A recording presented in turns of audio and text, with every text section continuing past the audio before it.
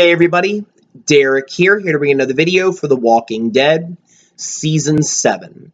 And what this video is going to be doing is my review of the latest episode of The Walking Dead, which was called The Cell. If you are not caught up with The Walking Dead and you do not want to be spoiled in any way, then I suggest you exit the video now and come back later, because otherwise you will be spoiled. Okay. So overall, I thought this episode was pretty good. I did like that we finally got to look into the Saviors' lives to see how they're living, their home, the sanctuary, seeing how Negan and his people, basically live, how they cooperate, how things are different maybe. And I think that it was, one of those episodes that really introduced a lot of those concepts, like last week's with the Kingdom. But of course, this episode was a little harsh. I think that it was very tough to watch, seeing what was happening to Daryl, because Daryl was in a very bad state in this episode, being subjected to torture, mind games, and it was very hard to see that. Daryl is one of our favorite characters. He's somebody that we all care about on the show, and it was hard to see that. So I think that it was hard to see all that, but nonetheless, I think that everything, the performances, all of that really made a good episode, so I was pretty happy with it. So this episode, again, deals with the Saviors. It deals solely with Negan, how his people live, and the beginning of the episode starts with, the group members socializing, doing different things, playing games, doing work. But you see inside and you see that there are different things going on, and you see that there's a hierarchy in the Saviors.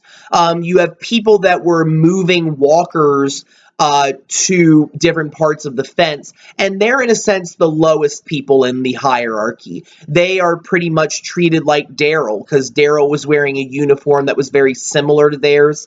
Then you have people that are in the middle, and they, in a sense, compete for points. So they do things, maybe do chores, do tasks for Negan, and if they do that, then they can get some supplies and some privileges. But then you have people that are maybe more important, more trustworthy, they do more things, Negan might like them, and as a result, they get more privileges. And you saw that with Dwight, that he was one of those individuals. When they went to go get food, Dwight was able to get a sandwich with, mustard and pickles and lettuce and ketchup and all that good stuff on it, whereas other people were just getting regular bread. And there was a part in the episode where a guy was literally beaten, maybe to death, because he was arguing about the amount of food that he got. There was another part in the episode where Dwight was able to catch somebody stealing food and took it out of his cabinet. So I think that you see a lot of the ways that maybe people are trying to get ahead, but at the same time they're getting caught.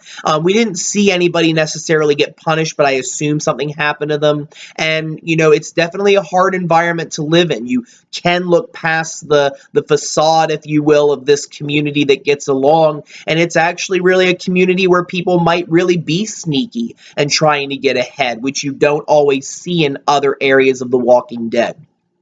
Now, this episode dealt quite a bit with Daryl doing the same thing. Basically, Daryl was being held in a cell, hence the title, and he was, basically being subjected to torture, mind games, things to break him down. And the goal, of course, is to, in a sense, make him be one of the Saviors. Negan has taken a liking to Daryl. I think he sees potential in Daryl that he might see in other individuals of his group, which made Negan think, I'm going to give this guy a chance. But the conditions are very terrible. Daryl's locked in a cell. It's kind of cold in there. It's dark. At first he was naked, and then later he got clothing, and he's being fed dog food on bread, which is just terrible, terrible conditions. And then you have Dwight basically throughout the episode bringing him this food, taunting Daryl at times, but also trying to convince Daryl to really go along with it, to basically say, listen, man, this is the way for you to live. This is the way for you to have a life now. We want you. We're going to have you. And there's basically three choices, which Negan talks about later in the episode with Daryl, which I'll get to in a second. But what ends up happening in the episode is at one point, Daryl is able to break out of his cell because the guy left the door unlocked. This might have been intentional. They might have just been testing him. And basically, Daryl is able to sneak around, and he gets to this part when he's about to go outside when a woman stops him, and it's the same woman that we saw in the woods with Dwight back in Always Accountable. And it turns out her name is Sherry, and she is the ex-wife of Dwight. And Sherry begs Daryl to go back, basically telling him, look, Daryl, you should go back because otherwise it's going to get worse. Whatever Negan is already doing to you, there's always more. There's always more terrible things that he can do to you, and suggests that Daryl goes back, but Daryl won't. He goes outside, he tries to escape, but the saviors surround him. So I think it was a setup. And eventually Negan comes out and tells Daryl, look, this is the way it is. This is who we are. And, we want you. And there are three options for you, Daryl. You can either become a walker and become part of the fence and defend us. You can work for points and, basically live a meager life. Or you can become one of them, become a top person in Negan's army and become somebody more important. And those are the options. And Negan leaves Daryl to be beaten up, but Daryl is eventually put back in his cell, and that's mostly what Daryl is doing in the episode. And again, they try to break him down by making him listen to this loud music, taunting him, different kinds of methods that they can think of. And it is very harsh for Daryl to go through this. Now, other parts of the story, we do get a little bit of a look at different people in the Saviors community. We get a lot more of a closer look at Dwight in this episode. And again, Dwight's basic goal in this episode is to break Daryl down so that he can convince him to become one of Negan's people. One of the main things that Negan did when he was talking with Daryl was he pointed to different people in his group and says, what's your name? Who are you? And the guy said, Negan. And it goes to show this idea of Negan always being everywhere, that everybody identifies with him. And that's something he wants Daryl to do. And Dwight, basically, he has accepted this position back. And Dwight is seen as somebody that is more important. Negan considers Dwight to be one of his closest members of the Saviors. Dwight's been able to work his way back up. And what you see in the episode is that there was one of the people in the Saviors, a guy that Dwight was very good friends with. He ends up escaping in this episode. They called it, I think, a code orange or something like that. But the guy basically escapes. And, they hear about this on the radio after Negan and Dwight were talking. Basically, Negan was congratulating Dwight for all his hard work and was actually going to give him the opportunity to have a romantic encounter with his ex-wife, Sherry. But Dwight basically, said, no, I'm not going to do that. And they find out that his friend escaped. And Dwight volunteers to go out and bring his friend back. And Negan goes, no, you don't have to do that, Dwight. You don't have to do that if you don't want to. But Dwight says, no, this is something that I want to do for you. And it just goes to show that Dwight's really trying to prove himself, I think, to Negan. But what are his motivations? That's something I'm definitely wondering about.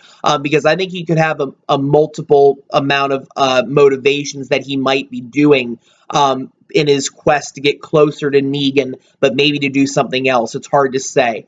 But Dwight ends up going out. He catches up with his friend, and basically he's supposed to take his friend back. And the guy says, no, I'm not going back, Dwight. I can't go back. I can't continue living like this. He tells Dwight to open his eyes, see what's going on around him. There are terrible things that are going on in this community that people see, and you see that Negan's group really does not have every single person being this evil person that always wants to do terrible things to people. There are some cracks. There are some people that just can only take so much of Negan's control, and then they can't do it anymore. And the man basically begs Dwight to kill him, but Dwight says, no, I'm not going to do that. And he ends up threatening the man, saying, if you don't come back with me, I'm gonna go home and I'm gonna kill anybody that you ever talk with, and I'm gonna dig up your wife's body, and then I'm gonna feed it to the walkers. And of course, using that mind game to get the guy to go back. And the guy ends up giving in, and they start to walk back, and Dwight then has second thoughts, and he ends up shooting his friend off screen. We do hear the gunshot and the body falling. And I think in many ways, you saw Dwight doing that because I think you do see, nonetheless, this internal struggle going on with Dwight. I think in many ways, there are parts of Dwight that doesn't want to be doing what he's doing, but at this point, he doesn't have any other choice. And I think he was really sparing his friend from experiencing the same thing that Dwight actually experienced, with the burns on his face and everything. That was explained in this episode. Because we also see Dwight's ex-wife, Sherry, in this episode. And, of course, earlier in the episode, Sherry took a pregnancy test. It turned out to be negative. You see Sherry going around and basically trying to help Daryl to make things better for him.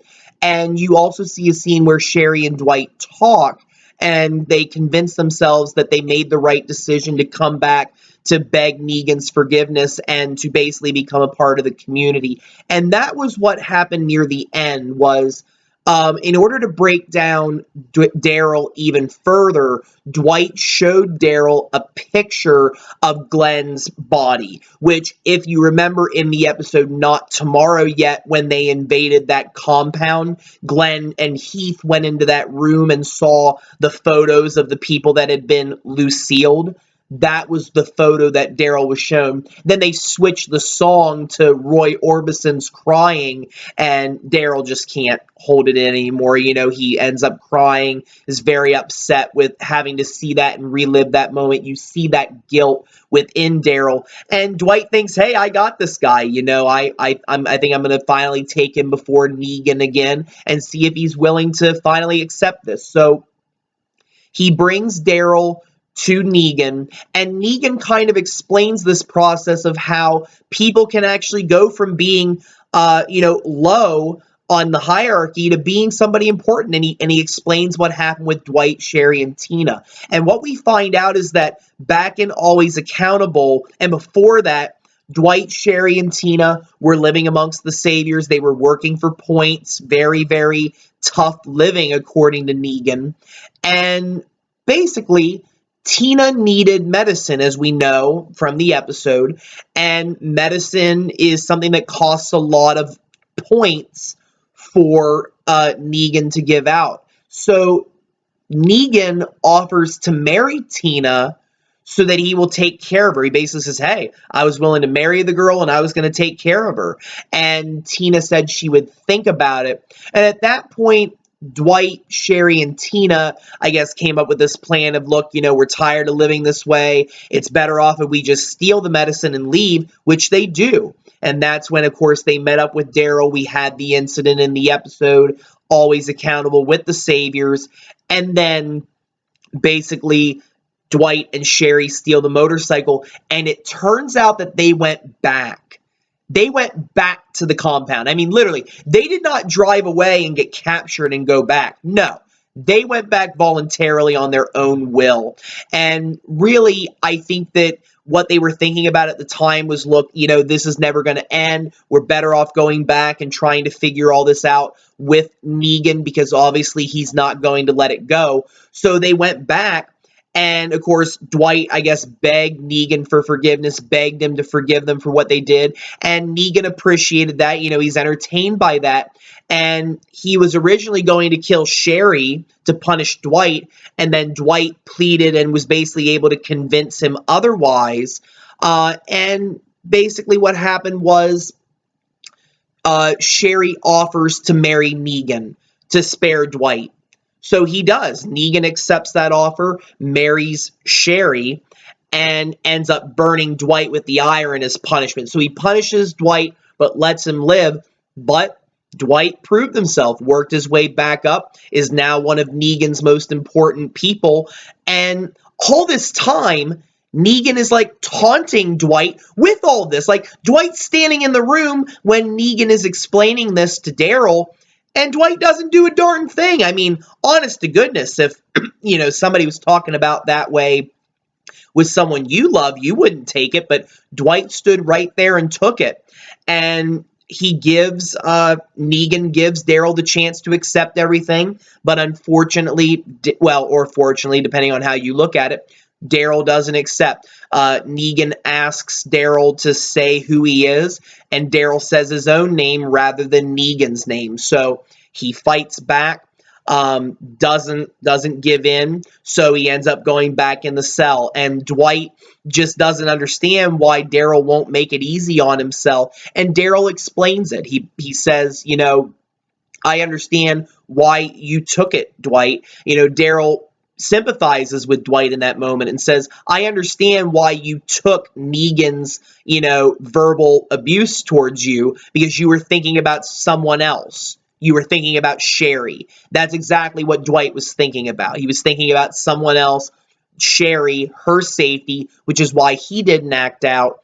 And of course, Daryl says the reasons that Dwight does take it, it's the reason why Daryl can't. And I think it goes back to his people. I think it goes back to Daryl's love for his family, for Rick, for Glenn's memory. To give in like that, I think would disgrace Glenn and Abraham's memory. So I think Daryl's motivation is also out of that for why he won't give in. And I think that it was very admirable to see Daryl and to see him explain his reasons, because we do wonder the same thing. Why doesn't he just give in and make it easier on himself? And I think it is noble and it's very honorable for him to do that. But what will it mean for him? That's hard to say. I can only imagine what the road will be for him going into the next few episodes.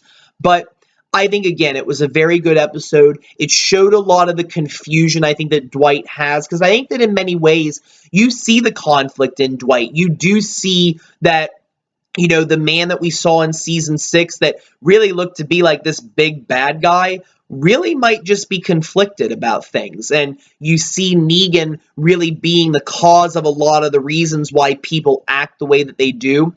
Hard to say what Dwight might do, but I'm going to make a separate video about Dwight, kind of analyzing him and seeing what I think might happen. And I do have a couple of other videos coming out about this as well this week. So stay tuned, and hopefully I'm able to provide some very good videos while we wait for next week's episode. So with that, I'm going to bring this video to a close. I want to thank you all for watching. If you have any questions or comments, don't be afraid to leave them. Feel free to subscribe, because I do have more videos coming. And if you have any suggestions for future videos that you would like to see, don't be afraid to suggest them. Have a very wonderful evening, and thank you all very much for watching.